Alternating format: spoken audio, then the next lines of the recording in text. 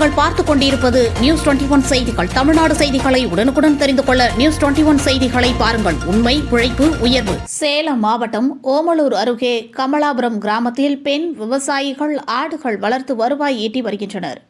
நேற்று நள்ளிரவு கமலாபுரம் ஏரங்காடு பகுதிகளில் புகுந்த மர்ம விலங்கு பட்டியில் இருந்த ஆடுகளை கடித்து குதறி கொன்றுள்ளது.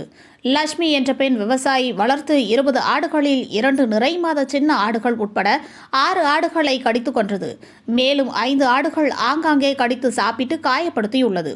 இறந்த ஆடுகளை பார்த்து கண்ணீர் விட்டு அழுத லட்சுமி உடனடியாக கால்நடை மருத்துவருக்கு தகவல் தெரிவித்தனர்.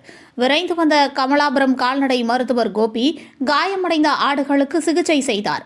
சதைகள் பீந்து போன ஆடுகளுக்கு தையல் போடப்பட்டது. அதேபோல அடுத்தடுத்த வீடுகளை சார்ந்த மணி, ரங்கநாதன் ஆகியோரது வீடுகளில் இருந்த ஆடுகள் உட்பட 10 ஆடுகளை கடித்து கொன்றுள்ளது. ஆடுகள் கடிப்பட்டதை பார்க்கும் பொழுது நாயாக இருக்கலாம் என்று மருத்துவர் தெரிவித்தார். ஆனால் நாய் வளர்ப்பவர்கள் இரவில் அவிழ்த்து விடுவதை தடுக்க வேண்டும்.